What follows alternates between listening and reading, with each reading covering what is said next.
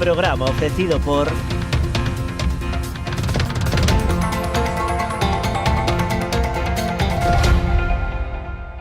Unha historia memorable requiría dunha gran homenaxe, inspirados no carácter e no esforzo do traballo realizado por Domingo Fontán, Xorde Macherato, un viño con esencia da nosa terra. O seu equilibrio e complexidade falan por si mesmos. O tempo e o cuidado empregado en todo o seu proceso de elaboración tamén. Macherato Albariño Crío Macerado 100% de Viña Almirante. Si que desde esa chamada as súas almas vanse derrumbar.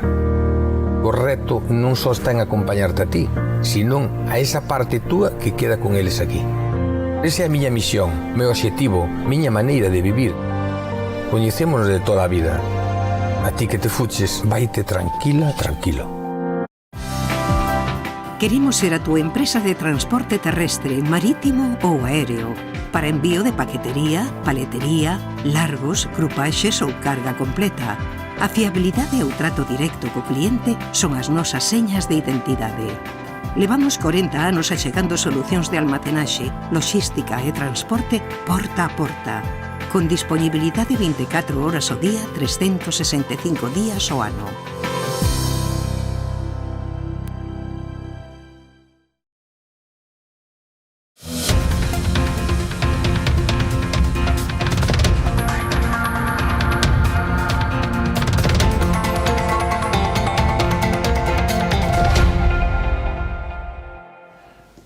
Señoras, señores amigos, moi boa noite, gracias por estar aí. Iniciamos unha nova programa, unha nova semana, o programa Falemos, do cal vamos a analizar tres concellos. Dende o punto de vista do goberno, primeiro teniente alcalde e portavoz do BNG no concello de Outes, Anxo Núñez, que estará connosco. Estará connosco tamén Fernando Pérez, que é o portavoz do Partido Popular no concello de Caldas. Pasou por aquí o alcalde fai un mes aproximadamente e el virá a facer balance da xestión do bipartito e abrimos este turno de entrevistas, de análisis no Grove e nos imos co portavoz de Esquerda Unida no Grove con José Antonio Otero. Moi boa noite, benvido, señor Otero, como estamos? Boa noite, moi ben, moitas gracias polo convite. Bueno, 3 días de San Martiño, que tal, como foron estas festas? Ben, tivemos o San Martiño, mas tivemos tamén a comida da terceira idade, que se realiza sempre neste mes, con todos os maiores do noso concello, que é verdad que moi ben, a verdad. Solo o sábado que estuvo así un pouquiño afectado polo tempo, pero o resto dos días, boa temperatura, sin vento, vale? Sí, moita xente. Moita afluencia, é verdad que está recuperándose esa festa, unha labor que está facendo a comisión moi importante, moi boa, e que está facendo, bueno, pues eso, recuperar esa festa e que a xente se quede no Grove, non aproveite ese festivo para marchar fora como sucedía antiguamente, non? Claro, e isto ademais coincide, bueno, ainda que o luns era o último día, o día San Martiño, o día 11, pero iniciábase a captura a pesca da centola.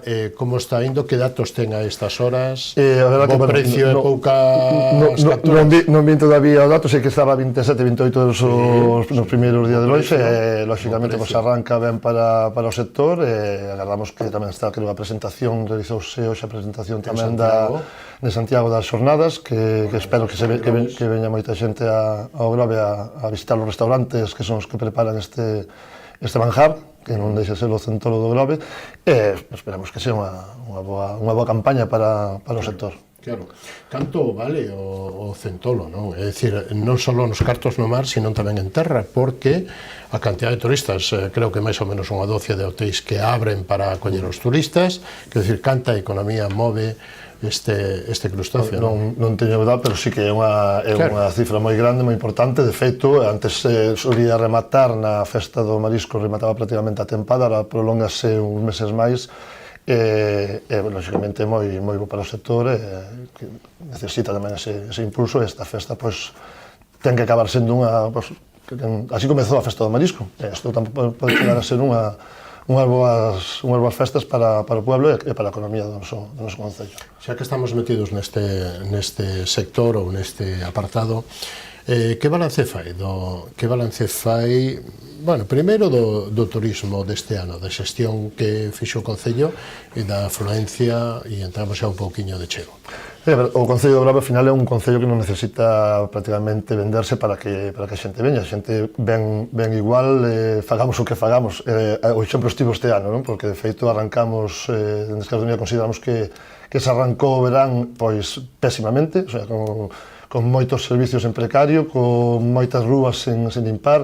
Un dos exemplos, entras no pobo do Grove, nin os pasos peóns están pintados, nin as rúas están pintadas, co cual o turista cando entra xa parece que ve un abandono e acaba vendo a porquería que pode haber polas rúas, non? Que tamén é lógico, porque barrendeiros si están traballando, pero, lógicamente, cando o teu impacto é de abandono na máis entrar, pois empezas a ver todos os defectos, non?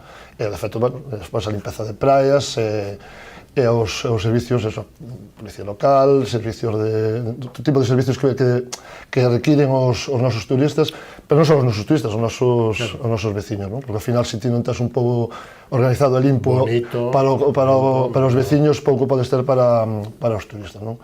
E aí falla a xestión do Concello, a xestión municipal? Nós creemos que sí, creo que falla unha planificación. Eu, con os veciños que teño falado, cos compañeros, co grupo, consideramos que o que falaba, eu dicía, se tens unha planificación anual de mantemento, de limpeza das ervas, de limpeza das propias rúas, de pintado, no verán é un pequeno reforzo que hai que facer, mínimo, porque xa está aí. E incluso, se hai fallas por algún motivo, o propio veciño vai a salir a defender porque sabe que o pobo está limpo todo o ano. Cando ves que a xestión é pésima durante o ano, non hai excusa ninguna. O que tiñamos que facer era agachar a cabeza e media volta, non? Porque non vías que eso tivera solución. Agora parece que se empeza a facer algo, empezan a facer a limpeza de... Claro, que eso, que hai que facelo, hai que repoñer as farolas, hai que repoñer limpar as vellas rúas, limpar a maleza, pero eso, cando ves que viñestes dun período que é onde máis se exixe esa limpeza, e agora te pasa a facelo, vale, pero chegas tarde. É aquí o que pasou, que se chegou tarde. Porque, ademais, a imaxe que se levou os turistas é importante. Claro, é que iso é o que haxa fallos ou madeiras sen repoñer nos paseos, etc., non? O miradoiro que non este ben... Claro, que ao final son cuestións que lógicamente, o inverno machaca moito no noso concello, non? O litoral, vese perjudicado no inverno, pero que se empezas a traballar en repoñer, en un mantemento desas estruturas, vai chegar o verán e vai chegar mínima reparación, ou pode haber unha tabla que este a rota, non que haiga 50 nin 100 en que a xente este tropezando con elas, non? Con o cual está dando unha mala imaxe e creando un problema aos propios usuarios que poden acabar con lesións ou con cuestións que non desexamos dentro do concello, non? E iso sempre pasa factura, non? Claro, que iso ao final... Porque ao fin é economía do Grove. O concello é raro, o sea, sigue vindo a xente, sigue sendo un destino punteiro, pero vai acabar agravándose e, lógicamente, a xente vai acabar deixando de vir a visitarnos, non? Porque, ao final, se ve que sempre está igual, pois non repite. Eso é o que debería controlar un goberno para que non suceda. Claro. Falaba usted do éxito do Concello do Grove dende o punto de vista de todos os atractivos que ten, non só playas, a cantidade de segundas vivendas que hai, de chalés, de afluencia que ten e de todos, e a gastronomía que é importantísima, non? Que pasou na Festa do Marisco? Como valora? Porque moito éxito, moitos números bons, pero... Sí, ao final sempre nos fijamos en números. En números é unha parte importante da festa, lógicamente, e de feito temos pedidas as contas do que este habendo cos gastos xa comprometidos e os ingresos comprometidos para ter un balance real da festa, porque a festa non só é o que se vende ali dentro, sino o que se gasta e o que se xenera por outro lado. Pero, todos entendíamos que ao non haber unha ponte, lógicamente, o descenso iba a ser notable.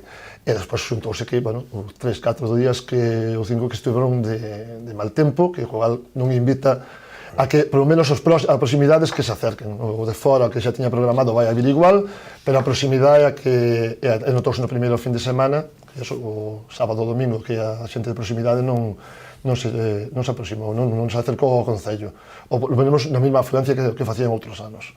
Si sucedeu o sábado foi un día festivo, si foi un éxito rotundo, a verdad que polos datos que nos comunicaban algúns dos funcionarios, que pode ser incluso que o día propio de máis ventas de toda a historia da festa, un día solo. Entón, en xeral, non creemos que económicamente ou en números de ventas non creemos que fora desastroso, que fora malo. O que hai ao redor da festa, porque a festa non só é o estar de comer, pois creemos que se podría haber mellorado moito máis. Xuntouse o que é o tema de ruidos, de concertos e tal, as queixas veciñais, que xa levan anos facendo, a xestión da cafetería, que se pode dicir que tampouco foi exitosa, aínda que tamén vimos de anos atrás, donde en vez de cafetería se converteu nun pub, isto non se converteu este ano, sino levamos xa varios anos no que eso xa é máis un pub, e así que hubo un choque entre todas ese tipo de cuestións, que son mellorables e que hai que buscar a fórmula para melloralo. Lógicamente, nós estamos dispostos a participar nesas melloras se nos deixan facelo, claro. Se non nos deixan, pouco podemos facer para melloralo. A crítica, non? A crítica ou digamos que a queixa, non? Sí, a ver, a nosa queixa, nós sempre procuramos, así levamos facendo moitos anos, e procuramos sempre a nosa crítica ao que se fai e aportando as solucións e ideas para melloralo. Non somos do no polo no, nin de criticar por criticar. Lógicamente, o que ten crítica ten solución. Se é criticable porque hai solución. Nós sempre ofrecemos a solución. E na Festa do Marisco nós temos propostas para melloralo, na que podemos mellorar o entorno, ofrecer máis cousas aos nosos veciños e aos visitantes, porque ao final englobase en ir a comer, e a partir de comer a xente anda un pouco aboiada polo pobo sin saber que facer. Antes había unha carpa institucional onde se ofrecían exposicións mariñeiras, ten habido unha carpa xa propia dunha exposicións que era o que agora é a Salazón, estaba ali antiguamente. E sempre dicimos, podes acercar elementos da Salazón, promocionar a Salazón, invítalos a visitar rutas que hai polo Concello, a Toxa, San Vicente, a Siradella, temos elementos que podemos aproveitar para que os visitantes fagan esa pequena ruta ou esa pequena paréntesis entre xornada de comer e comer, non? Porque non vai a ser todo eso. Pero parece que non sei se que non teñen ganas de requiere traballo. E cando requiere traballo, aquí parece que o que genera traballo hai que intentar eliminalo, non? A carpa estaba indo a menos, como estaba indo a menos, quitámola. Ten habido, chamabanlle o Centola Park, que era unha zona para os críos, para que tuveran, eliminouse. Vais eliminando todo o que non ve que dá problemas e que non... eliminámoslo, e con eso non avanzamos, estamos indo para atrás. Claro, isto non é vir a un restaurante comer e marchar, non? Claro, que lógicamente é promocionar o noso concello, e a mellor forma é invitalos a que conozcan o entorno, non que se queden solo na zona do Corno, non? Eso é o que queremos que falla a festa nestes momentos. E ademais, a campaña do Centolo que empezou onte luns, día 11, acabará o día 8 de decembro. Tamén se suma a isto o Centolo Larpeiro, que será a finales de mes. Que levaron a Centola de Ouro este ano, que é unha labor que fan bastante de promoción. Que axuda a desestacionalizar, non? En épocas baixas, que é cando se fai todo isto. Xa a Festa do Marisco é desestacionalizar o noso turismo, pero agora, se sumamos isto, pues, lógicamente, todos os elementos que vayan a promocionar a máis aló do que o que o verán, pois é unha boa fórmula, non?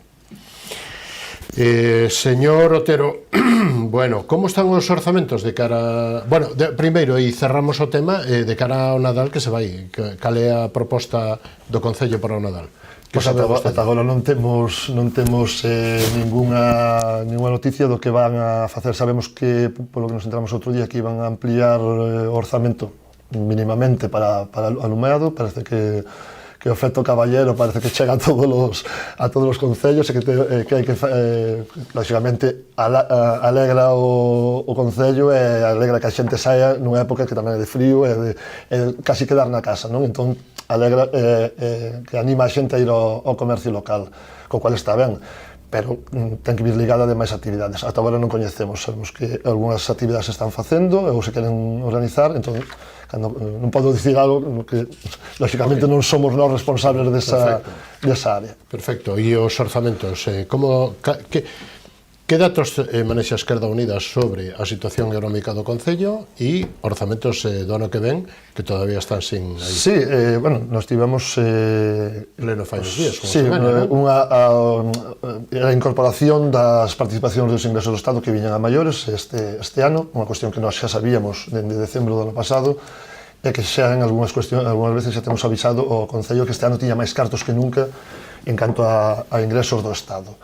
En agosto tivemos primeiros contactos para un orzamento, xa nos mandaron un borrador anterior, e nós xa advertíamos que había máis formas de ingresar, tiñamos un orzamento naquele momento de 11.800.000, 700, e nós dicíamos que cos datos que nós tiñamos e os que nos estaba presentando que podíamos chegar a máis de 12 millóns de orzamento. E así foi, incorporaronse as cuestións que nós dicíamos, donde parte delas, porque non sabía moitas máis, e se nos presentou despois un borrador de 12 millóns e pouco. E outro día no pleno, pois a verdad que cando lle dixamos que unha das cuestións pola que non se negociou o orzamento era que non se baixaban o salario, porque era unha das nosas liñas vermellas para negociar, pois xa falaba que era culpa de que había 14 millóns de gasto. E pode haber 14 millóns de ingresos, se quixera. Porque que temos, hai fórmulas, hai moitas partidas, moitas líneas de ingresos que están paralizadas desde moitísimos anos. Tema multas, tema terrazas, tema outros tipos de ingresos que podrían vir, que están paralizados. As tasas municipais que moito di que votamos abaixo ano pasado, nós non estamos porque as tasas son os impostos son os que necesarios para que os servicios públicos funcionen. Lógicamente son necesarios, o que non pode ser é que nos presente unha subida do IBI xeneralizada para todo o mundo. Nós o que dicimos é, pois, se hai que subila, pois habrá que subir as segundas residencias, habrá que subir as vivendas vacías, habrá que un incremento maior e ir paulatinamente pois as persoas máis vulnerables, pois intentar que non teñan esa mesma incremento ou ese mesmo gasto no IBI, non? O que non pode vir a 4 días dun pleno dicirnos que quero subir estas tasas, quero subir a tasa de vehículo. Están prorrogados desde o ano 22, non? Desde o ano 22, sí. Agora están cubrindo bastante ben. Sei que para o ano van a vir máis, porque entrará o tema da basura, do lixo, a nova lei do lixo, entra o da servicio de axuda no fogar tamén se incrementou, e lógicamente incrementas. Pero volvemos a dicir, hai fórmulas para poder recaudar máis ou incluso reducir en algún aspecto que se podría facer. Pero lógicamente non lles interesaba negociar, e lógicamente, visto que pasaba no último ano, nos propoñíamos eso, que se tiñan que reducir o salario porque non estaban executando o traballo que nos considerábamos que era correcto para eses salarios. Bueno, estamos en 9 meses, 10 meses de legislatura. Como definiría vostede o que se leva feito e o que falta por facer? Que necesita o Grove, según Esquerda Unida, señor Otero? Creemos que necesita unha planificación do que se quere. Nos levamos tempo falando de que o que non se pode é a salto de hai aquí uns cartos, vamos a intentar gastarlo honesto. Aquí fixos un auditorio e non hai persoal para tratalo. Aparte de que se fixo de unha maneira que ten carencias en canto a estrutura, en canto a o que está sucedendo con el, que hai zonas de inundables que se están rompendo baldosas, que está deteriorado, parece xa vello e ten un par de anos. Co cual non se pode organizar unha cousa sin saber como levar adiante a continuación. Compraron o edificio que era das Monxas, meteus ali a fasal, levase un ano e medio falando de traer a vellos tempos de baixalo onde están para esa zona, non se baixa porque non está planificado como tal. Meteus o pai, vamos metendo unha sala non sei quen, outra sala que vaya necesitando, pero o edificio está sin reformar, está sin planificar que é o que se quere. E logo, o noso grupo leva pedido os planos dese edificio para poder ver que podríamos propoñer para cada zona. Seguimos agardando por eses planos. O que falábamos antes do mantemento das rúas, o mantemento dos espacios, mantemento dos edificios públicos, de calquera, dos pabellóns, dos colexios.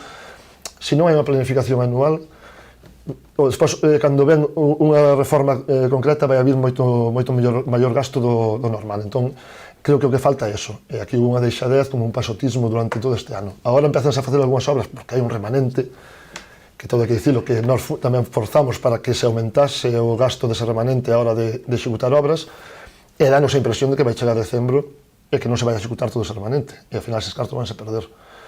Porque non se poden prorrogar nin volven a quedar como remanente. Co cual vemos que hai unha falta moi grande de planificación. E se diferenciamos o que é o casco urbano do resto, de os núcleos, de zonas turísticas e menos zonas turísticas, pero aí que? Bueno, pouco podemos diferenciar de zonas turísticas ou non, porque ahora xa está masificado prácticamente toda a zona, non? A zona de San Vicente, a zona de Ardi, a zona de os que son os barrios máis alonxados, xa tamén están masificados en canto a turismo.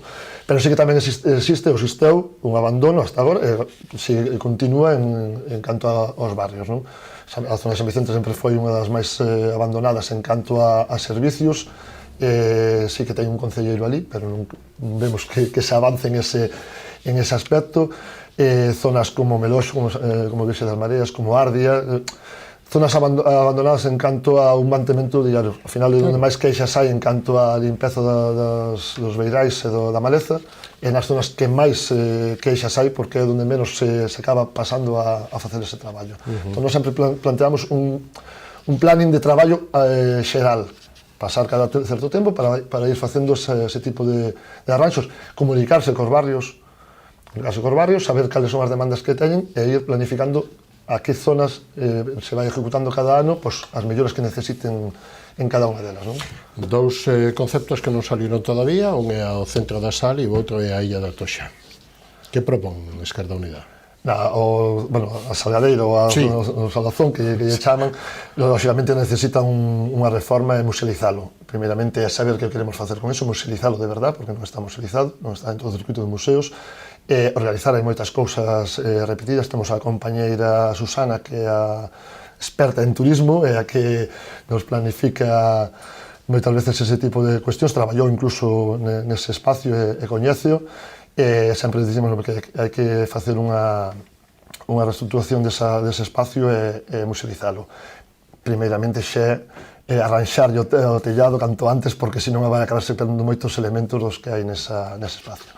E na Toxa necesita unha revitalización. Necesitamos un plan integral de traballo, un plan para revitalizar ese espacio.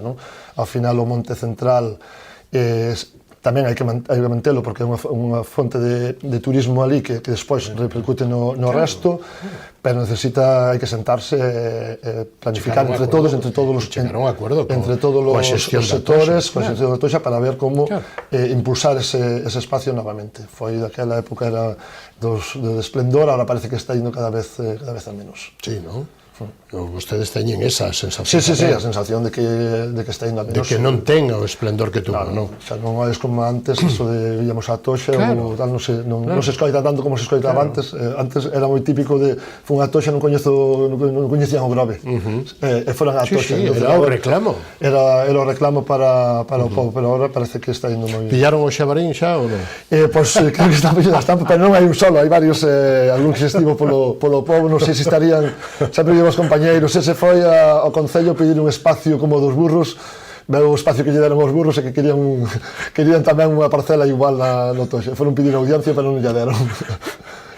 Política social, señor Otero.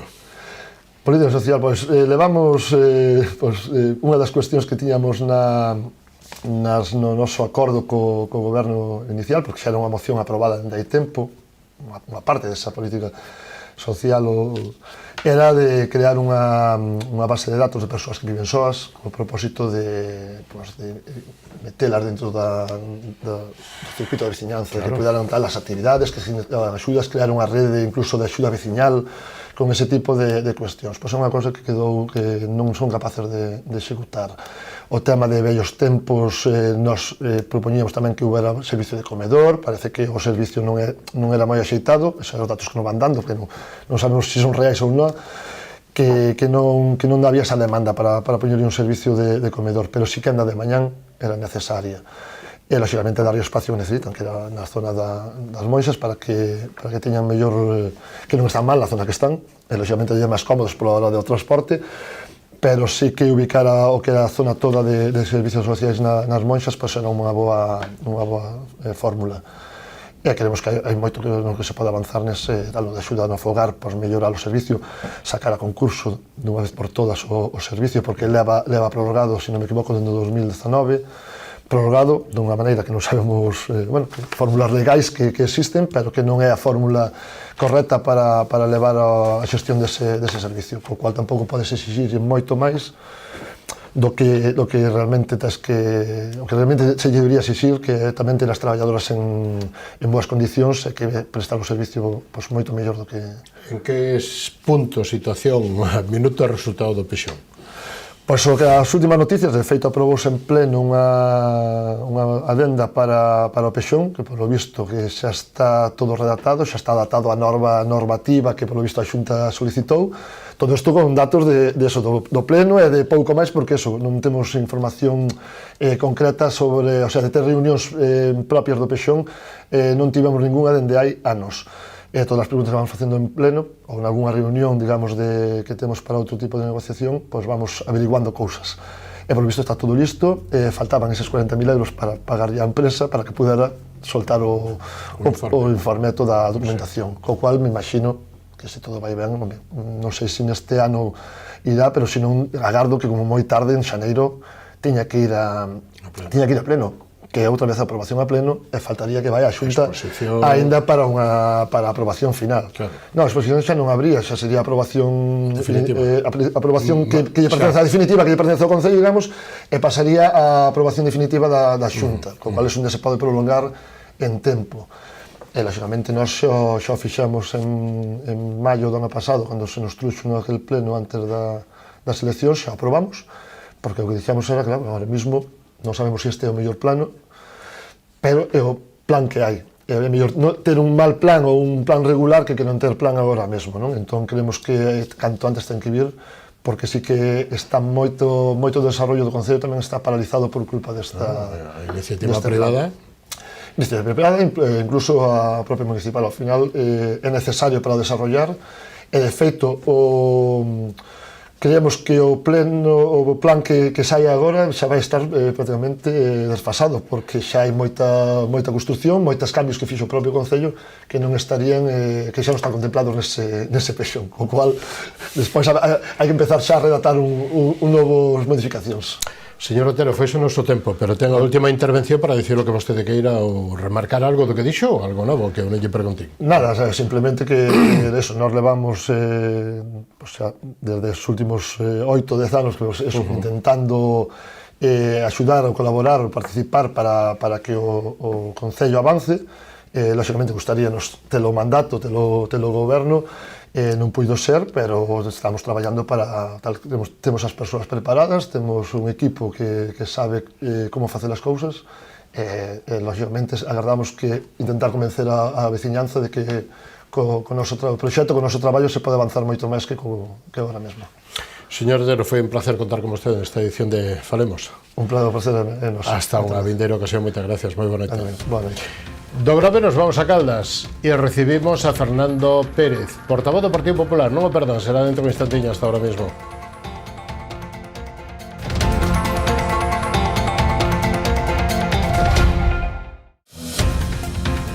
Programa ofrecido por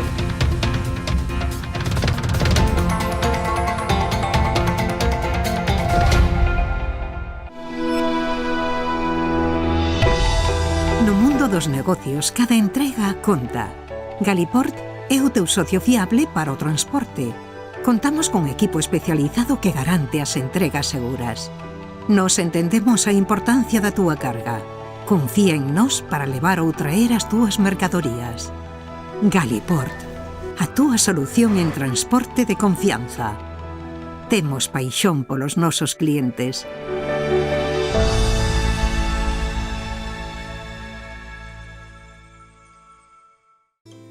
A exploración e o traballo no viñedo levounos a elaborar viños con personalidades emocionais moi marcadas. Pionero é un claro exemplo no que nos vemos reflectidos, un viño viaxeiro, valente e intrépido que cada ano segue traspasando fronteiras. Enerxía e paixón, emocións que nos acompañan dende o primeiro día da nosa aventura. Pionero Albariño 100%, de Viña Almirante. Si quedes a chamada, as súas almas vanse derrumbar. O reto non só está en acompañarte a ti, senón a esa parte túa que queda con eles aquí. Esa é a miña misión, meu obxectivo, miña maneira de vivir. Coñecémonos de toda a vida. A ti que te fuches, vaite tranquila, tranquilo.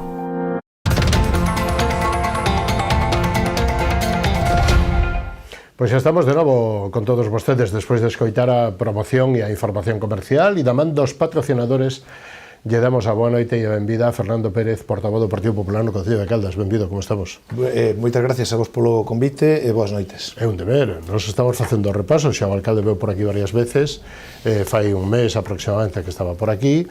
Bueno, que balance fai o Partido Popular destes casi 2 aneños, ano e medio un pouquiño largos, de xestión, o que pasa que van 45 anos ao lado do Partido Socialista que celebraba fai uns días. Sí, bueno, nosa valoración que podemos facer é que, bueno, vimos duns resultados electorais moi bons para nós, é dicir, foi unha mágoa que nos quedásemos por tan pouquiños votos da maioría absoluta. Evidentemente nos encontramos con un BNG que estuvo facendo unha posición super severa ao Partido Socialista na legislatura anterior, chegando a extremos incluso moi desagradables, pois de insultos nos plenos e cousas, bueno, pois de acosos a algunha concelleira no seu posto de traballo, unha situación bastante incómoda, e de repente pois entregarse de forma plena ao equipo de goberno e ser casi o maior defensor en este momento, porque prácticamente exerce voceiro do grupo de goberno nos plenos, non?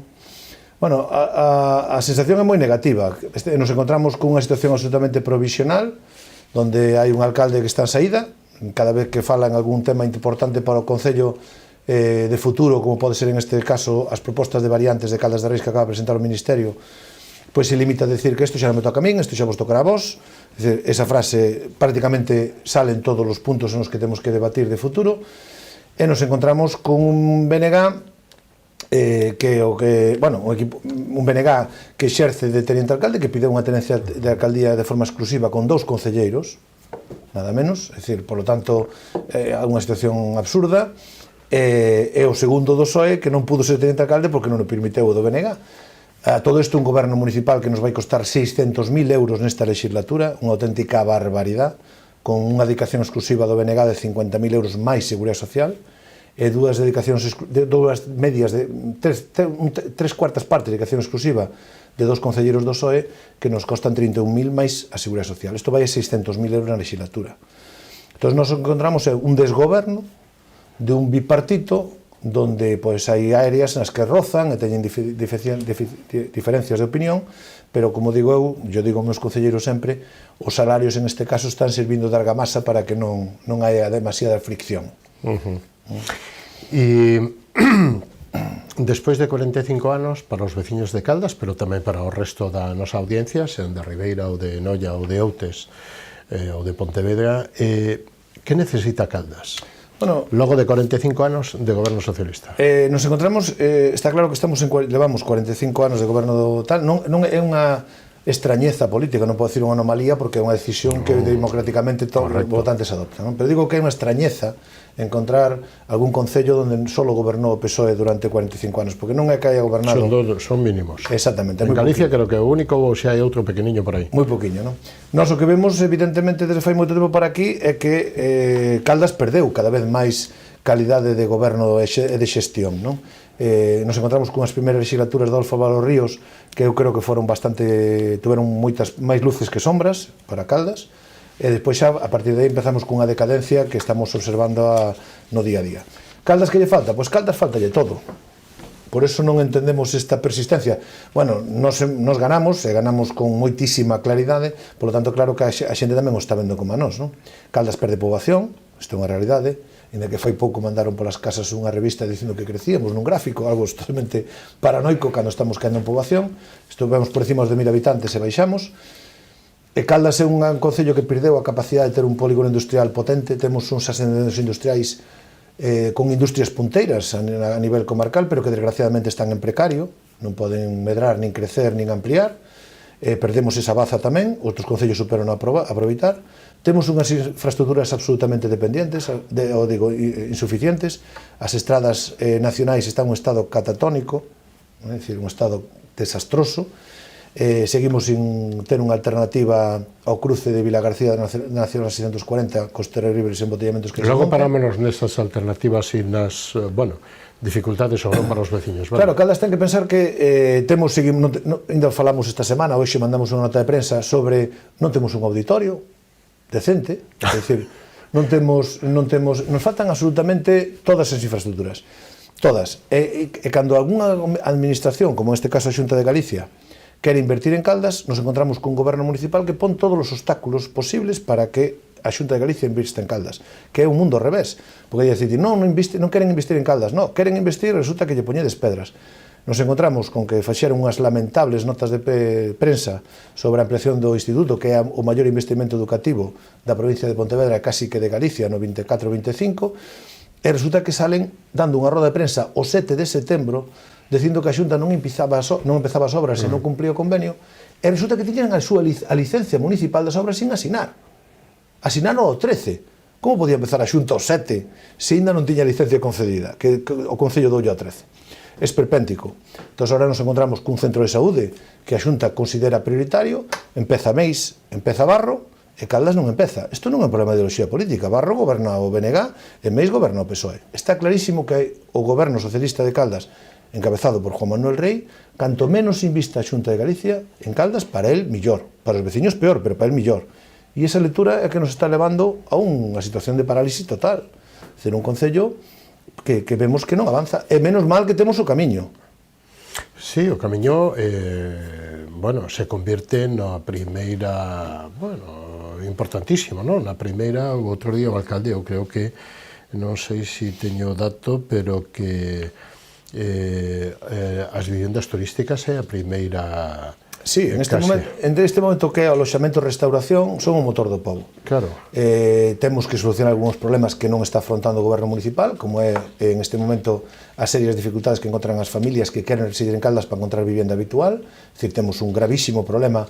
Fai 8 anos o Partido Socialista no seu programa electoral municipal dixo que se iba a dedicar a vivenda, cero, nada. Votamos de menos evidentemente promoción pública. Nos falamos ca Xunta de Galicia que está un proxecto para que intentar se podemos empuxar que o Concello poña a disposición suelo, chan, para que se poida facer vivenda de promoción pública de protección oficial para que a xente nova que se quere emancipar ou que as familias que queren. Ti fíjate como foi a explosión da hostelería de restauración vinculado ao camiño, que concellos que tiñan vivenda vacía, como era Moraña, gracias ao camiño, e tal, desplazouse todo o mundo para Moraña. Moraña non ten vivenda xa tampouco. Pero isto é, hai moitísima familia de Caldas vivindo en Moraña. Nós, Caldas, somos un pobo que estamos moi orgullosos do noso pobo, pero que as carencias que ten o noso pobo provoca que moitas familias teñan que vivir lonxe, ou que teñan que acudir a servicios fora.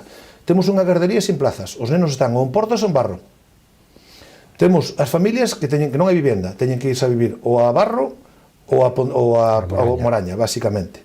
É dicir, temos un déficit de servicios públicos moi importante. Non o queren ver, eles tápanse todo maravilloso, e esta é a realidade que temos en Caldas. Bueno, e hai un dato que leva xa máis ou menos 15 anos aí rodando, que son as pozas, non? O proxecto faraónico, non? Que agora, o que pasa que agora que non BNG. O BNG foi o tonto útil, é dicir, o alcalde frotouse as mans, cando chega o BNG di, isto vou me encargar eu, di, toma, así yo de despacharon, non? E curiosamente un BNG que no mes de agosto, pola vía de urxencia, todo isto xa pagamos as segundas caldeiras para quentar a agua das pozas sin estrenar as primeiras, os cantadores, non? Xa tuvemos que repoñelos, que cambialos e nunca se estrenaron. O BNG en agosto adjudicoulle a empresa que explota a piscina municipal a concesión das pozas da Tafona durante os meses de setembro e outubro, a razón de 7.000 euros que lle vai costar a todos os veciños de Caldas cada mes as pozas. Que están sin funcionar. E non abriron, concedidas administrativamente para setembro e para outubro. Estamos en novembro, eu preguntei no pleno, primeiro, vais a pagar esas facturas? Por que non chegaron a abrirse? E segundo, por que non se abriron? Non o queren decir. É dicir, as pozas é un sinsentido total, nadie sabe como enfocalo. O alcalde xa empeza a reconocer que foi un desastre, xa empeza a reconocer. Outro día falamos da necesidade precisamente dun auditorio, porque a banda municipal ten que ir a facer os seus concertos a ou ben o pabellón de deportes ou a pista de xogo do Colexio de San Fermín ou o auditorio de Portas. É que concellos de menos de 5.000 habitantes da zona nos comen as papas. Eso yo digo reiteradamente no pleno. O auditorio de Moraña, xa non digo de Valga, eso xa non o menciono porque de Valga xa é unha locura, pero o auditorio de Moraña, o centro multiusos, o auditorio de Portas, pegaña un repaso a Caldas, non temos un espacio como Pero ese. ahora mismo están con un proxecto de reparación ou de reformas Van a gastar 50.000 euros nun auditorio no que van a tirar as tablas que están no fondo do escenario para intentar darlle máis cabida. Evidentemente ganamos un poquinho, pero a banda sigue sin entrar para poder facer un concerto. Van a cambiar un poquinho a iluminación, é dicir, é unha chapuza. Caldas necesita un auditorio. E outro día, cando falamos deste tema no pleno, yo dixemos ao alcalde que era un absurdo gastar 50.000 euros en vez de plantearnos ir buscando unha ubicación para iniciar o procedimento para a construcción dun novo auditorio. A Diputación acaba de sacar unha línea de axudas para proxectos de investimentos singulares do Concello. Podía haber entrado Caldas cun auditorio. Preguntámoslle no último pleno e o alcalde nos di que ele non lle vai a tocar, que eso xa, como dicía antes, é unha cousa dos que veñan. E di el, de todas formas tendes que replantealos, porque a mellor gastamos moitos cartos nunha infraestructura e despois hai que soportala e esmantela. Entón a mí xa me veu a cabeza as pozas e dixen yo, bueno, e as pozas que le vamos gastado aí 900.000 euros e non se abren, esas non hai que mantelas. É dicir, cando me das este discurso tens que ser un poquinho consistente. É dicir, non podes facer o que fixeches cas pozas e ahora decir que a mellor non podemos manter un auditorio. Algo totalmente fora de lugar. Centro de saúde e centro de día. Moi importante, bueno, centro de día seguimos sin el e non hai perspectiva de que vayamos a ter. Non hai ningún tipo de intención política por parte do Concello para tela e, por lo tanto, non hai ninguna perspectiva de que vayamos a ter centro de día. Guardería desbordada. Centro de saúde. A ver, vamos a ver. O centro de saúde, porque aquí como é outro exemplo claro de que non quere que investean no Concello. Eu estuve no Parlamento Galego. Estuve moi en contacto co conselleiro, co saliente, sobre todo porque cando foi as eleccións autonómicas se cambiou o conselleiro. Pero con Julio Comesaña, o tempo que estuve no Parlamento, estuve moi en contacto con él, falando con él, continuamente encima dele e tal. Bueno, mandouse o convenio por parte dos Sergas para coller esa finca que lle quería hacer o Concello, e os Sergas dixo, bueno, mándame o convenio firmado e tal. Ou unha vez que chegou o convenio asinado por parte do Concello, o gabinete técnico da Consellería di, oye, aquí hai un informe do aparejador municipal que di que ali non se pode nin poñer un ladrillo encima do outro mentre non se faga o proxecto de urbanización e acceso á parcela onde se vai construir o centro de saúde. Entón, se o técnico municipal di que non se pode construir mentre isto non se arranxe, oye, que o Concello faga o proxecto de urbanización. Non o fai, nin ten previsto facelo. É dicir, non sei que esperan. É dicir, hai que comprar as propiedades que fan falta e facer o proxecto de accesos. Dixenlle outro día, dixo, por favor, facede o proxecto de urbanización. E que hai pedirlo hasta, por favor, facede o proxecto de urbanización e empezade. Non hai maneira, seguimos igual. Parroquias, saneamento, bueno, parroquias, servicios e bueno, e como se chama, e dotacións, parroquias absolutamente abandonadas. As queixas dos veciños son continuas, é dicir, os viales están moi mal estado, non se fai ningún tipo de limpieza ni mantemento. Saneamentos temos na iglesia en San Clemente que se prometeu fai 16 anos, está sin facer, con disposición de terrenos, con todo, con partida presupuestaria para executalo, non se fan. Nós conseguimos que a Xunta de Galicia se comprometera con un convenio co Concello de Caldas Reis para facer Reguengo en Godos e Paradela 2 e Paradela 3 de B1000. É un proxecto casi de 1,5 millón de euros onde a Xunta poñía 80%. E a día de hoxe seguimos esperando polos modificados do proxecto para poder empezar as obras. Fai 4 anos. É dicir, isto é un descontrol. É dicir, o abandono en Caldas é absoluto e os veciños están fartos de todo. Eso sí, despois o que facemos é, se gastábamos 120.000 euros nas festas, este ano gastamos 200.000. É dicir, toros e festas. É o que se fai cando para tratar de ter o público contento. É o que facemos. Ora, darlle servicios e dotar aos seus veciños? Nada de nada de nada. Esa é a realidade. Nos queda a parte económica, como estamos de cartos, porque dice que está moi ben a bueno, vamos parte. A ver. O que non podo, o que digo, o que trato sempre é de decir a verdade. E a realidade con o Concello de Caldas non ten unha mala situación económica. Esa é a realidade. Caldas non ten endeudamento con entidades financeiras. Cero. Non ten un volumen enorme de facturas pendientes de pago. Hai algunhas, pero non é un volumen enorme. Cal é o problema? Claro, é o que lle digo sempre, a pregunta é, está mellor Caldas con endeudamento cero ou está mellor un concello que mellor ten unha débeda de 300.000 euros e ten as infraestructuras executadas? Esa é a dúbida. Claro, é dicir, se non temos débeda cero, pero temos saneado 45% do noso rural, estamos mellor que un concello, mellor, imagínate, como calquera do arredor, que a mellor teña unha débeda de 500.000 euros con bancos e que teña todo o 100% saneado do seu concello. Esa é a dúbida. Nós non temos ningún endeudamento bancario e non temos unha gran débeda. Non estamos mal económicamente. Ahora, o problema que está todo por realizar. Absolutamente todo. O proxecto de acceso ao Instituto Aquisterianis vaise casi 700.000 euros máis expropiacións. Non hai partida orzamentaria. O proxecto de urbanización para acceso ao futuro novo centro de saúde vai a costar, pois seguramente sobre 150.000 euros, non hai partida orzamentaria. Os saneamentos están no 45%. Non temos auditorio. É dicir, o déficit é moi importante. Cando hai que executalo, evidentemente hai que dispoñer de caixa. Tenemos que recurrir ao endeudamento. Que non descartemos que nesta legislatura non o fagan. Entramos na Nacional 650 e na variante oeste. Que información ten vostede e que información reclama vostede que non lle dá o Concello? A ver, o alcalde anunciou na campaña electoral que a presencia subdelegada do Goberno de que a Xunta había adxudicado un estudio técnico a PTISA para a realización de dúas obras que foi a nosa sorpresa. Cando sempre se falaba da variante oeste, apareceu un engadido, que é a variante oeste e acceso da P9 ao Porto de Vilagarcía. Ampliouse, vale? O acceso da P9 ao Porto de Vilagarcía é unha demanda do alcalde de Vilagarcía, do Concello de Vilagarcía. Eles queren non ter que atravesar, para que todos nos entendamos, a zona de Godos, que é un tramo urbán, parte da zona de Sallar, que é un tramo urbán, e querían unha vía de alta capacidade, como a que está no Porto de Vilagarcía, é dicir, pechada perimetralmente, sin cruces, hasta a P9. Entón, o proxecto de variante de Caldas amplíase, porque non é solamente facer a variante oeste, sino que hai que facer esa variante de Godos. É un proxecto moi ambicioso, nós o que queremos é que haya partida orzamentaria, e sobre todo o que nos extrañaron foi que despois de demandar longamente o estudio técnico, o resultado do estudo, porque acababa ahora en novembro deste ano, tiña un ano para a súa execución, é dicir, demandando silencio, cando por fin o conseguimos, nos atopamos que é normal que houbera silencio. Eles dixeron, cando o Partido Popular gobernaba en Madrid e se planteaba a variante oeste, unha delas alternativas iba por B1000 e facía un destrozo importante. Eles saliron como defensores. O PP quere que se construya a variante por B1000 e nós vamos a defender os intereses de B1000. Vale, ahora cando vemos o estudio técnico, a variantes, 3 opcións van por B1000. Co cual, esta outra incongruencia clara. Nós creemos que o estudio técnico, evidentemente non dudamos de que os profesionales o fan con criterio técnico, nós non vamos a cuestionalos porque non os temos, pero logo fan un destrozo importante no noso Concello. Que fai falta unha variante? Sí, estamos totalmente de acordo. Ahora, as que están planteando, desde logo, son...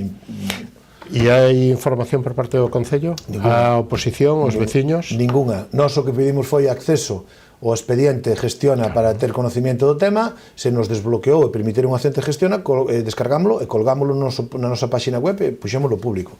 Home, eu creo que unha vez que o Concello, como o equipo goberno municipal, tiña constancia de que había chegado ese anteproxecto, ese estudio, boceto, uns días antes, o lógico é que dixera, polo menos as parroquias afectadas, mira, isto que están planteando, porque isto afecta a parroquia, afecta Portas, moito, afecta a parroquia de Arcos, afecta a parroquia de Sallar, afecta a parroquia de Godos e afecta a parroquia de B1000. É dicir, ten un grado de... Agora están en concentración parcelaria ou aprobado, B1000 non? Está ca parcelaria, que foi outra cousa que conseguimos nós, que tampouco se creían que fomos a conseguirlos, cando decían que non conseguíamos nada para Caldas, é outra realidade, que tamén se queren colgar eles cando se consiguen as cousas, pero a pelea está aí.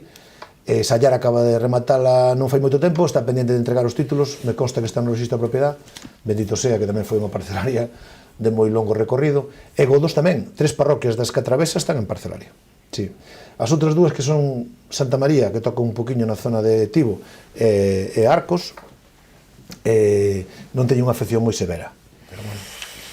E o camiño, que tanto deixa e que tanto trae o camiño, como valora vostede o mantemento, o cuidado, a conservación e a posta en valor tamén para Caldas, porque non só chega as palmeras e ao da cousa quente, ao das termas, a Burga.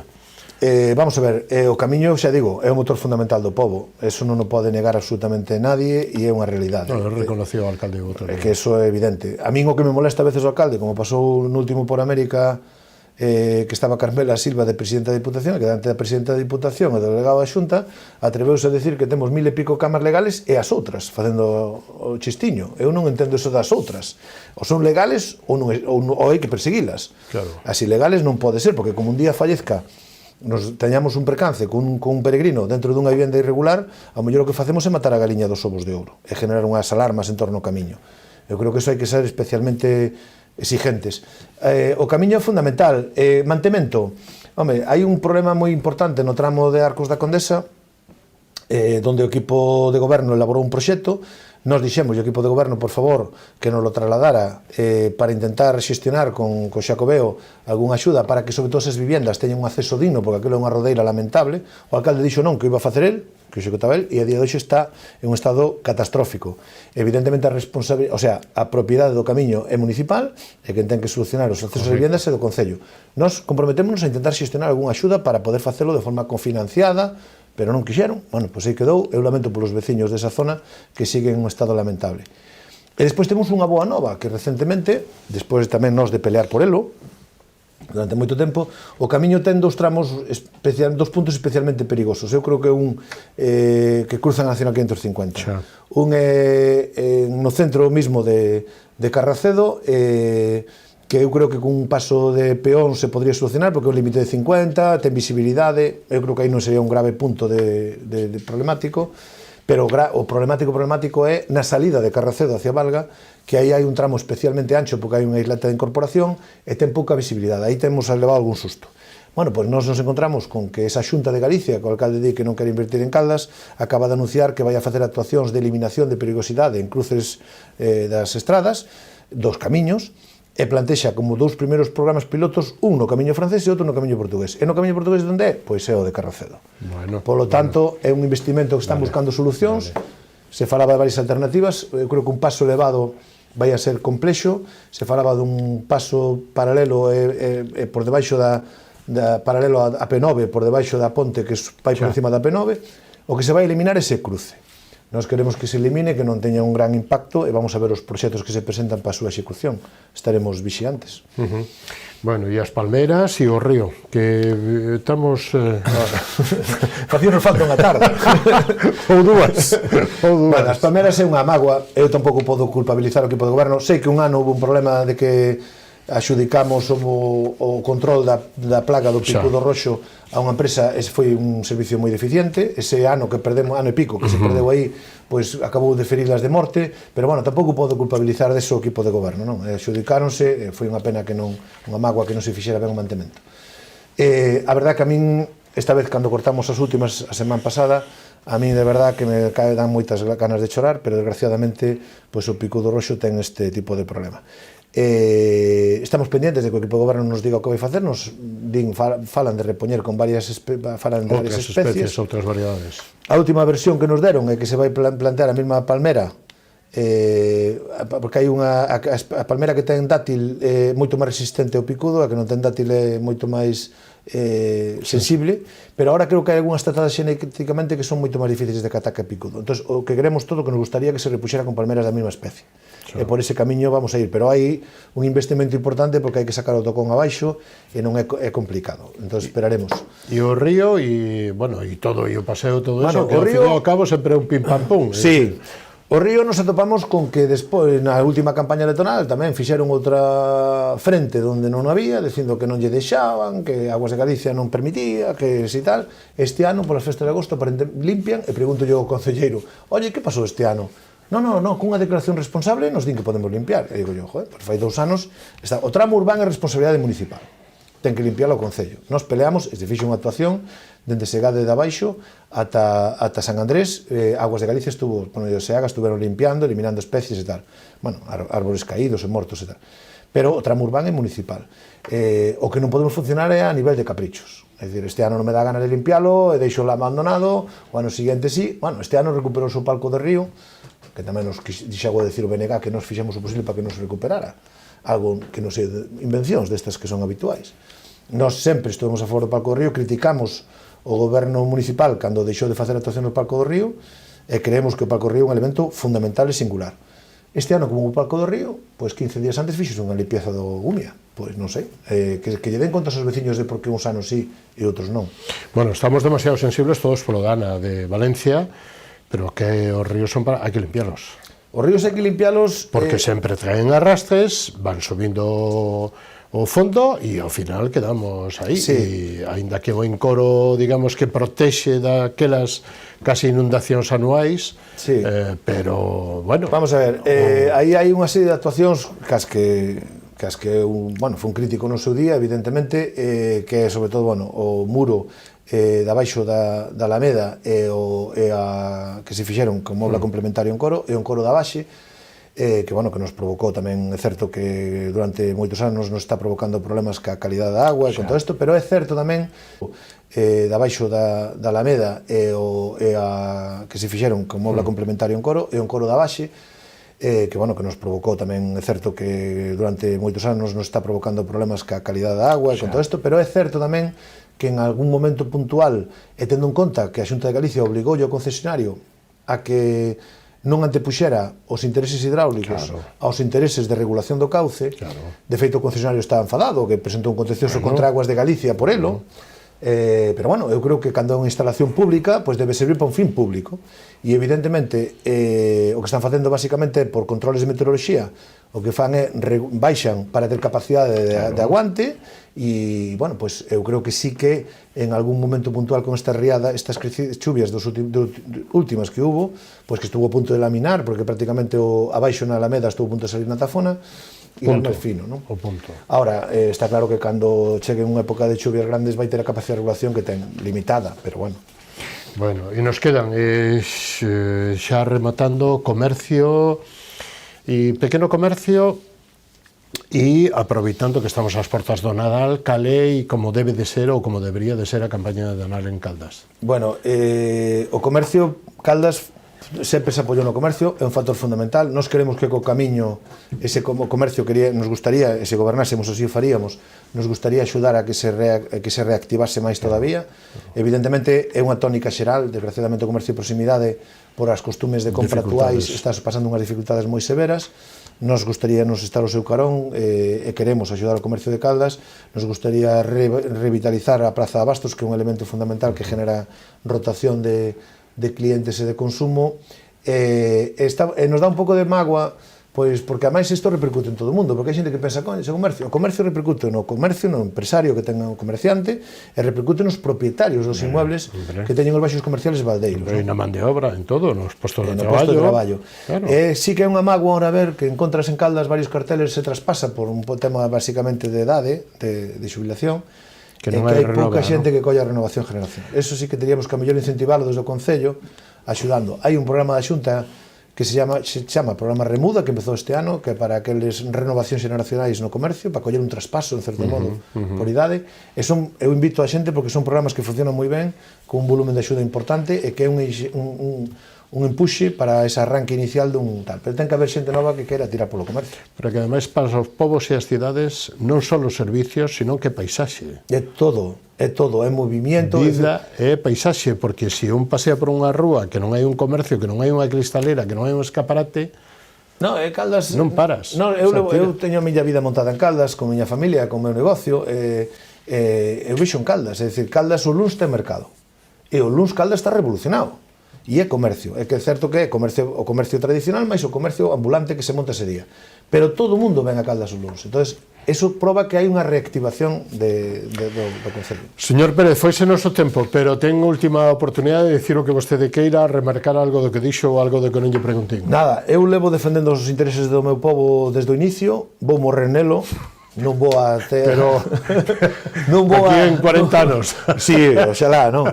Pero non vou a ceder ni un ápice, non vou a permitir que haya, pois, que se minta, ni que se falta a verdade. Bueno, eu nos meus ámbitos nos que me tocou, no Parlamento de Galicia, como dixen antes, peleei polo Concello de Caldas, falei e conseguí unha interacción directa con diferentes conselleiros, con Román, que conseguí esas infraestructuras importantes para Caldas, con Julio Comesaña, conselleiro de Sanidade, é dicir, con o presidente, que é Alfonso, que sempre está pola labor de Caldas, sempre está aí, un promotor do camiño fundamental, veu moitas veces por Caldas facendo o camiño, estuvo con nós na campaña electoral en Caldas, quixo estar en Caldas na campaña electoral, unha persoa entrañable, ca Diputación de Pontevedra, con Lugués, outra persona que aposta polo noso povo, con Javier Tourís, con Isabel Couselo de Cuntis. Temos a suerte de que temos a todos os astros alineados. O único que ten que poñer o rejo é o noso desgoberno municipal, bipartito, que está un pouco perdido. Ten a sensación de que están todos contra él, cando realmente o que ten que poñerse as pilas e estar á altura. Eu vou a estar nesa batalla, non vou a ceder. Cando considere que as miñas ideas ou a miña forza se esgota, deixarei paso a outra xente, pero mentras este en primeira línea, o que está claro é que nin vou a mentir, nin vou a deixar de pelear polo meu povo. Señor Pérez, foi un placer contar con vostede Moitas nesta edición gracias. de Falemos. Vale. Gracias. Hasta unha vindeira ocasión, moitas gracias, boa noite. Gracias a vos, boa noite. Nos vamos a Policía da man dos patrocinadores, volvemos e recibimos a Anxo Núñez, primeiro teniente alcalde no Concello de Outes e portavoz do BNG. Non o perdan, hasta ahora mismo.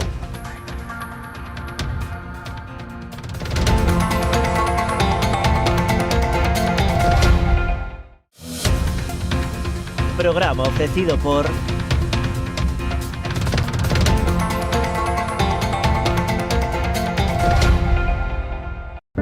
Si quededes a chamada, as súas almas vanse derrumbar. O reto non só está en acompañarte a ti, senón a esa parte túa que queda con eles aquí. Esa é a miña misión, meu obxectivo, miña maneira de vivir. Coñecémonos de toda a vida. A ti que te fuches, vaite tranquila, tranquilo. Precisas enviar ou recibir mercadorías de xeito rápido, seguro e económico? Confía nunha empresa galega con anos de experiencia demostrada, con frota de vehículos adaptados ás túas necesidades e con equipo de profesionais cualificados e experimentados. O teu mellor aliado, Transportes Galiport. Temos paixón polos nosos clientes.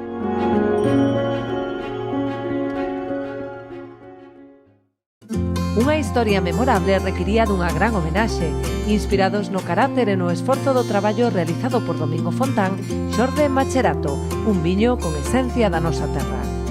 O seu equilibrio e complexidade falan por si mesmos. O tempo e o cuidado empregado en todo o seu proceso de elaboración tamén. Macherato Albariño crío macerado 100% de Viña Almirante.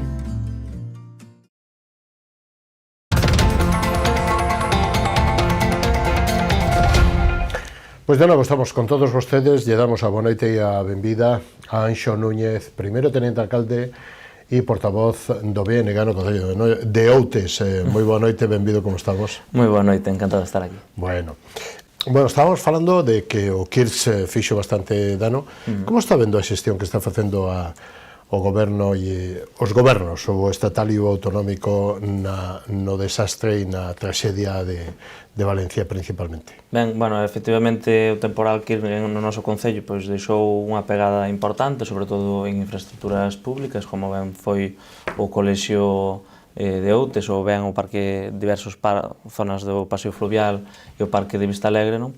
Pero non é nada comparable coa desastre de Valencia e, dende logo, é unha situación na que non me gustaría ver nin de lonxe o meu Concello e vai a miña solidariedade e a solidariedade de todo o goberno municipal e do pobo de Outes de cara aos afectados de Valencia, non?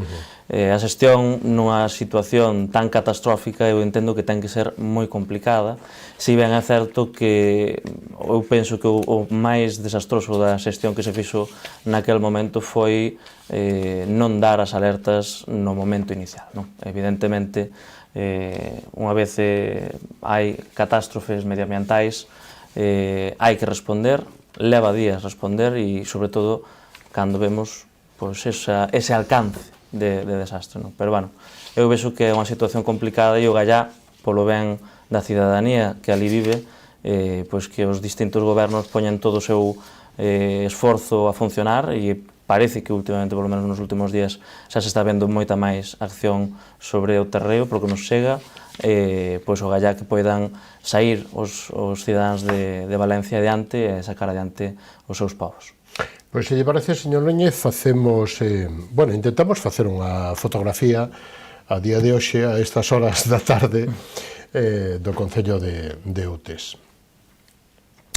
Que balance facemos desta ano casi 6 meses, 7, 8, 9 meses? Eu penso que é un balance bo. É certo que na administración local, sobre todo cando é un concello tan pequeno como o Concello de Outes, pois é moi difícil sacar adiante todo o proxecto que pode ter un goberno posto a limitación dos recursos, non? Outes é un concello moi avellantado, cunha poboación moi pequena e moito territorio, moitas infraestructuras as que atender, e efectivamente os recursos son moi insuficientes para pois levar adiante proxectos que ás veces o que son necesarios para mellorar o pago, pero ainda así o goberno está facendo esforzos moi grandes para intentar chegar á cidadanía e intentar dar solucións aos problemas de fondo que ten o Concello. Como decía, o que eu percibo, e eu penso que tamén o percibe a veciñanza de Outes en xeral, é que se están dando pasos en seguro para, bueno, pues, para solucionar esos problemas, que o gallá se vayan visibilizando cada vez máis nos vindeiros anos, non? Refírome a moitas cousas, é certo que xa hai algunhas que se viñan tomando pois nos últimos anos no goberno anterior, como foi a posta en marcha da Escola Infantil Municipal, pero que a día de hoxe pois tamén implica un compromiso que este goberno mantén e quere afianzar, pois desdoblando a Escola Infantil Municipal, e o que supón, aínda que a Xunta di que as escolas infantiles municipais son gratuitas grazas á Xunta, bueno, pois o Concello está investindo máis de 70.000 euros ao ano para manter un servizo que nós consideramos fundamental para sentar poboación e xerar oportunidades de emprego tamén no noso Concello, non?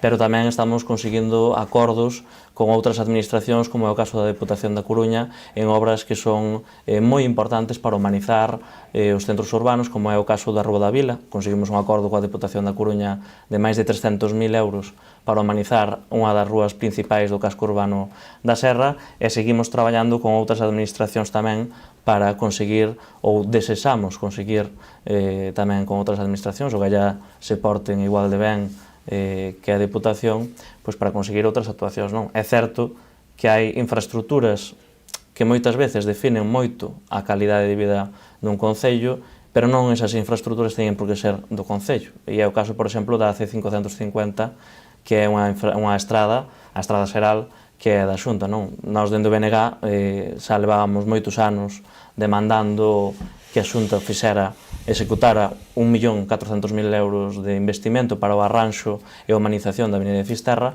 e de momento seguimos agardando por ese investimento que é moi necesario para mellorar a seguridade vial e mellorar tamén o casco urbano da Serra de Outes, non? Nós, como goberno, tivemos diversas reunións coa conselleira competente na materia e tamén coa Axencia Galega de Infraestructuras. Estivemos aí negociando e desexamos obter resposta próximamente e esperemos que favorable a unha mellora neste sentido e noutros, non? Tamén lle propusemos fai pouco ao director da Axencia Galega de Infraestructuras, por exemplo, un proxecto que nos entenderíamos que melloraría moitísimo a seguridade vial na C550 unindo a Serra de Outes con Cruceiro de Roo e posteriormente co Freixo a través dun sendeiro ciclable e peonil, non? Bueno, hai moitas cousas, como dicía, que dependen de outras administracións, pero este goberno está facendo un esforzo moi importante para intentar conseguir acordos. Como están as parroquias e os núcleos? A nivel de servicios, a nivel de limpeza, a nivel de alumeado, que lle faltan saneamento, e abastecemento de auga, lóxicamente. Ben, eu penso que nos últimos anos fixose un progreso, entre outras con un investimento de máis de 300.000 euros para poñer en funcionamento a EDAR principal, que vertebra os núcleos do Freixo, Cruceiro de Roo e Outes, máis tamén outras pequenas depuradoras que se puseron en marcha, non? Eu penso que nos seguintes anos imos a continuar con ese compromiso, ao mesmo tempo que se están facendo obras nas diferentes parroquias, non só nos núcleos urbanos, sino tamén nas aldeas e nos lugares, pero que son obras máis completas do que viña facendo gobernos anteriores do Partido Popular, non? Son obras que contemplan unha canalización de pluviais, que contemplan, nos casos onde é posible, a canalización do saneamento, ainda que sexa unha preinstalación a esperar por unha futura dotación dese servicio nesa zona, e, como decía, estáse progresando. Efectivamente, nós entendemos ou temos unha visión distinta que tiña o Partido Popular, que é facer obras máis completas, mellores, no sentido de que non ten sentido pavimentar un lugar e non canalizar as pluviais, porque entendemos que sería un remendo. Nós queremos facer obras máis completas, iso implica, ás veces, tardar máis tempo en chegar a todos os lugares, pero sí que unha vez que chega esa acción do goberno, chega de unha maneira máis definitiva, non? ¿Dónde partió o problema de que empezou a mediados de mes pasado e que levou a que houbera, bueno, pois afectados, contaminados pola auga, e que se levantou hai unha semana de días esta restricción, esta... Ben, bueno, é certo que os veciños de Outes pois, tivemos a mala sorte de sufrir, como dicía ao comezo da entrevista, bueno, pois, os efectos do temporal Kirk, non só en infraestructuras bueno, de acceso físicas, sino tamén nun servizo tan fundamental como é o consumo da auga potable, non? A traída municipal pois, veuse afectada efectivamente por unha alta turbidez causada polas fortes choivas e iso conlevou a que o cloro non dera abasto a esta situación, non? Por lo tanto, houbo contaminación o primeiro día. No momento no que o Concello recibeu aviso do Centro de Saúde, e isto é moi importante, de unha detección de moitos casos de gastroenterite, pois decide tomar acción e xa prohibimos nese primeiro momento o consumo da auga de xeito cautelar. Isto é algo moi importante, porque nós entendíamos que se realmente había un problema de saúde, o goberno ten que tomar papéis no asunto e tiña que tomar non unha recomendación, como se pode facer noutros casos, sino ir a posición máis garantista coa saúde dos veciños, que era prohibir o consumo da auga.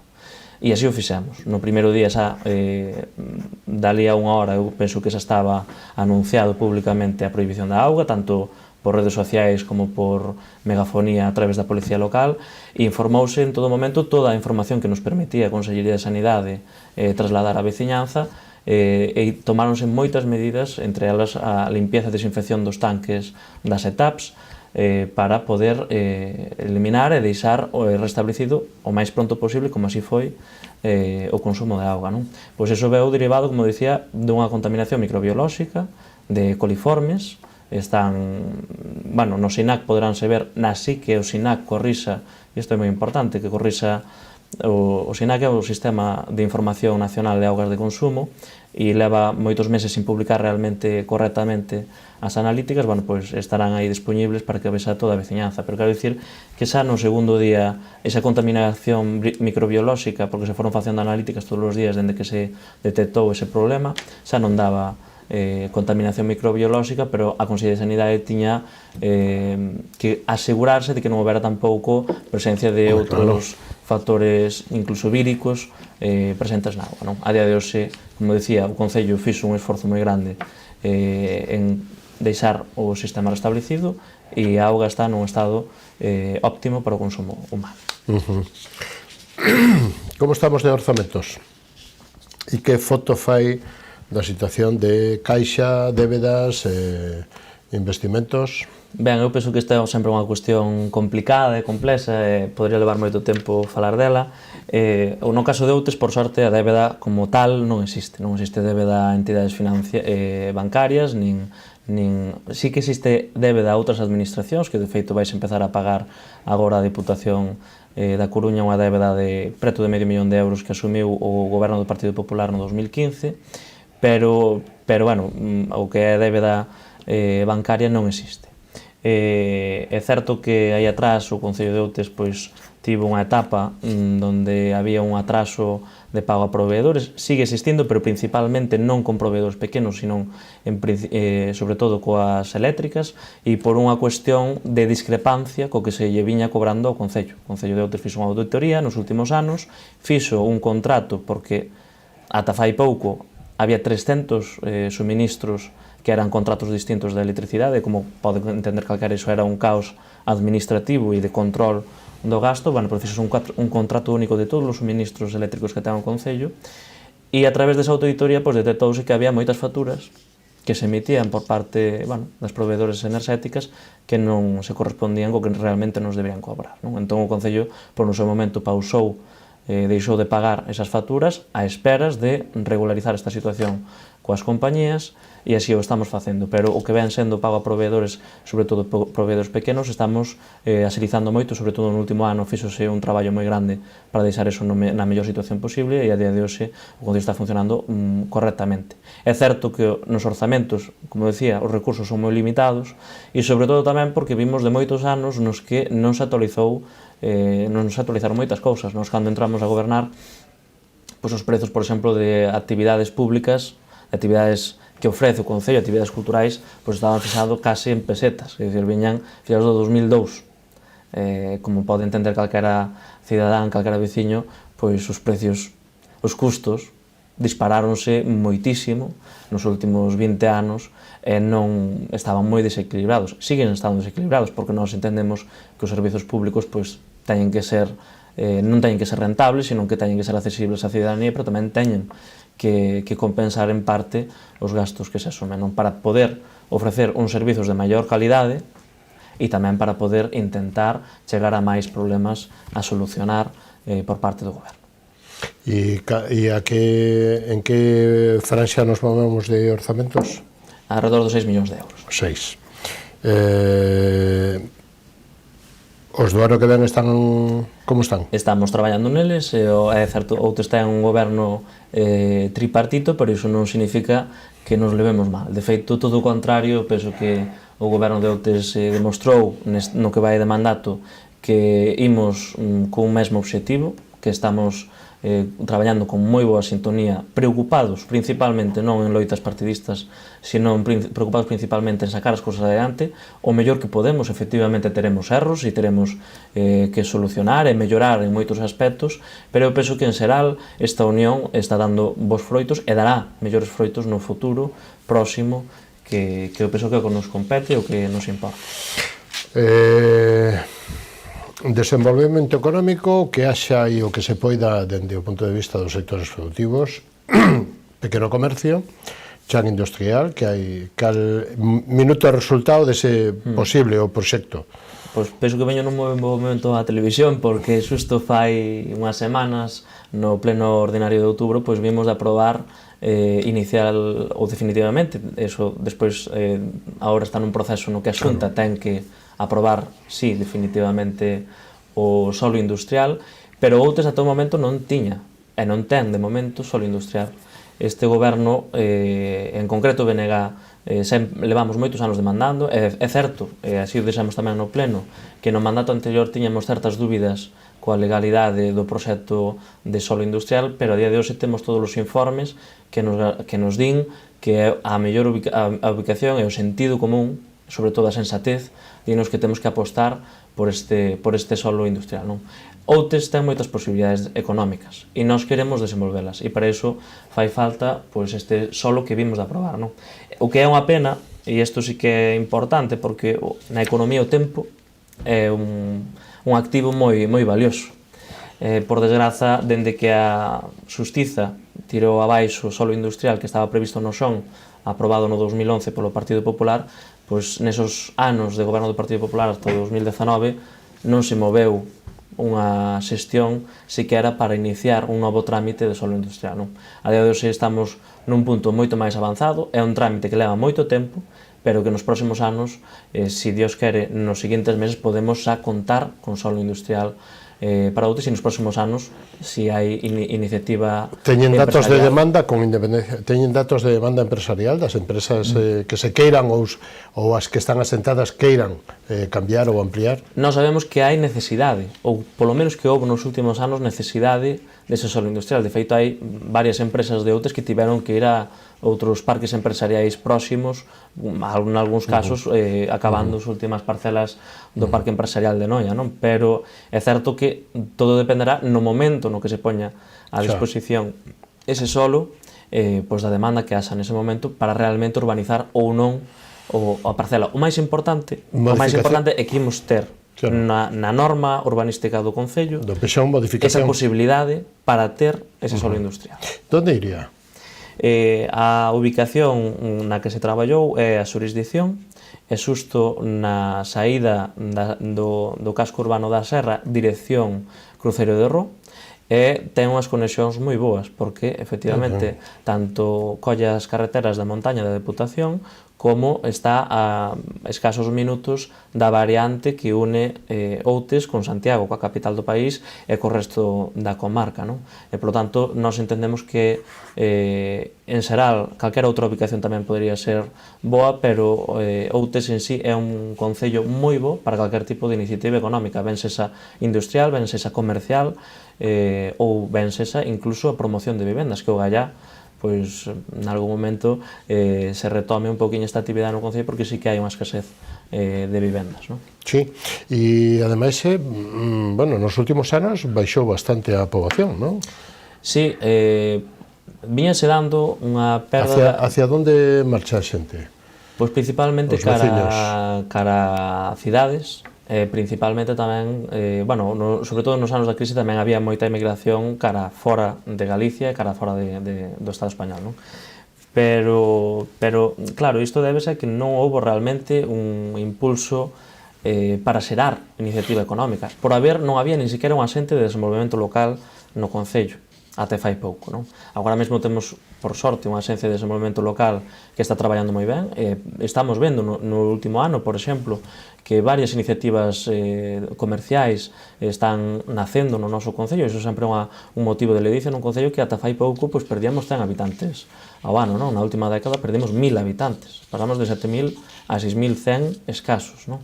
E é certo que nos últimos anos, pois, sobre todo na pandemia, vemos como se estabiliza a poboación.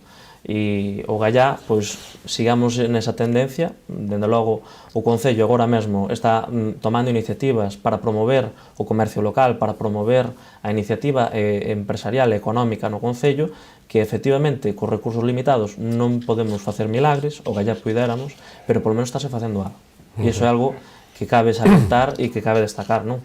Ben sexa a través das iniciativas que falábamos, ou ben sexa, pois, por exemplo, das áreas que leva o meu partido, ou que levo neste caso a miña persoa, como cultura, que tamén axuda a dinamizar un concello e que tamén axuda a traer atención a Outes como un concello vivo, como un concello dinámico que ten actividades e que ten interés para, por exemplo, xerar proxectos de vida aquí. Hai un proxecto forestal que sí que me chamou a atención, que é a Sofor de Cuns, non? Bueno, para un concello eminentemente rural como é Outes, isto é unha boa iniciativa, non?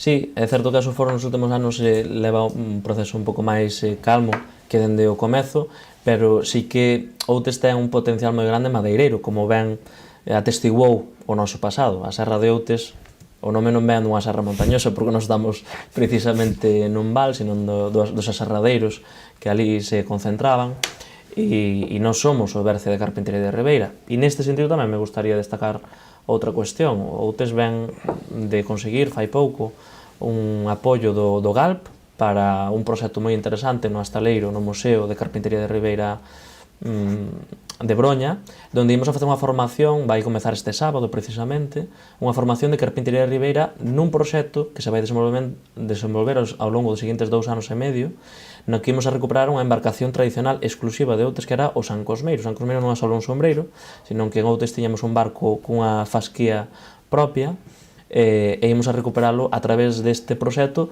que non só é unha cuestión cultural e de patrimonio inmaterial, non, dese coñecemento da Carpintería de Ribeira, sino que tamén pode axudar a xente que vai a participar aquí neste proxecto, ou a xente que despois poderá acceder a estas ensinanzas a través dos vídeos que se publicarán, pois dun coñecemento do traballo da madeira que poida xerar outras iniciativas empresariais a este respecto, non?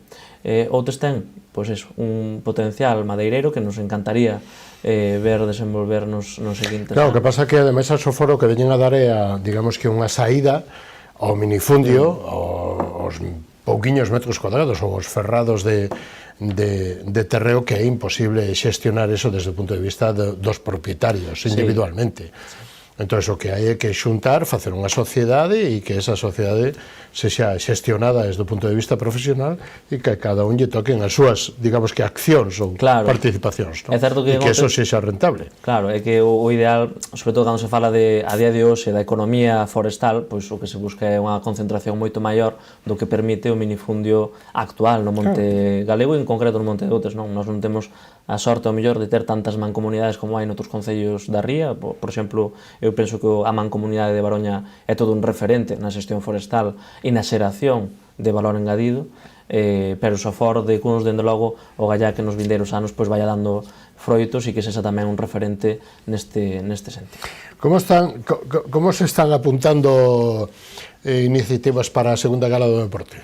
Eu penso que ben, o Concello de Deportes leva meses traballando neste sentido, dende logo, tanto no deporte como na cultura, como en xeral todas as áreas do Concello, agora mesmo está dando un pulo moi grande á vida asociativa do Concello, e estamos dando un apoio moi grande, non? Nos, xa só en subvencións, no apoio tamén material, que non se pode cuantificar económicamente, pero sí no apoio logístico, apoio de axudas a hora de desenvolver eventos, pois o Concello está dando un esforzo grande co tecido asociativo para dinamizar, pois o que dicía, a vida da veciñanza e axudar a que haxa máis oportunidades pois de entretenimento, de deporte, de cultura, de coñecemento en xeral.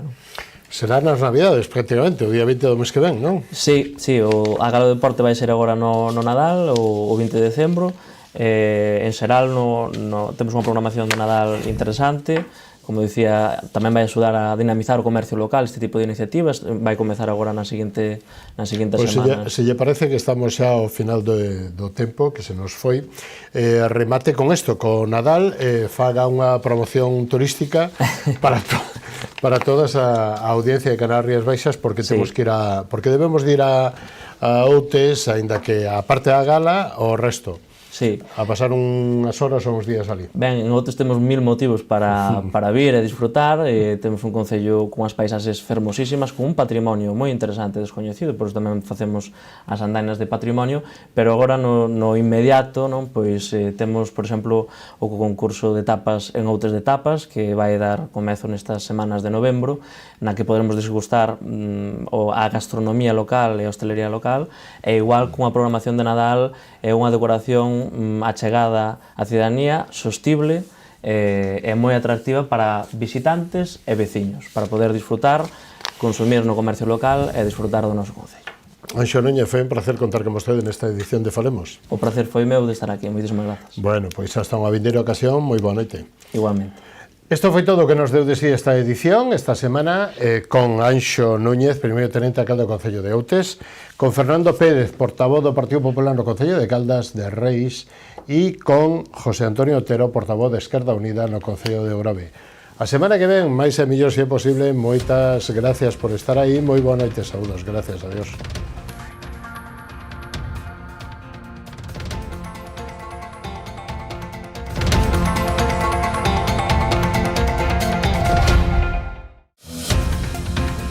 Programa ofrecido por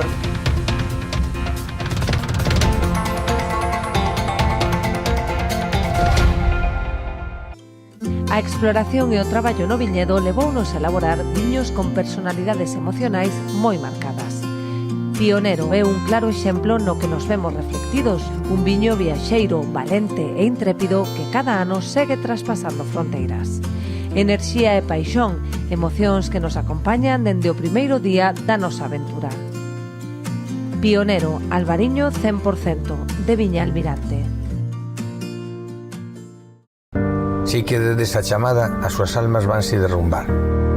O reto non só está en acompañarte a ti, senón a esa parte túa que queda con eles aquí. Esa é a miña misión, meu obxectivo, miña maneira de vivir. Coñecémonos de toda a vida. A ti que te fuches, vaite tranquila, tranquilo. Queremos ser a túa empresa de transporte terrestre, marítimo ou aéreo, para envío de paquetería, paletería, largos, crupaxes ou carga completa. A fiabilidade e o trato directo co cliente son as nosas señas de identidade. Levamos 40 anos achegando solucións de almacenaxe, logística e transporte porta a porta. con disponibilidade 24 horas ao día, 365 días ao ano.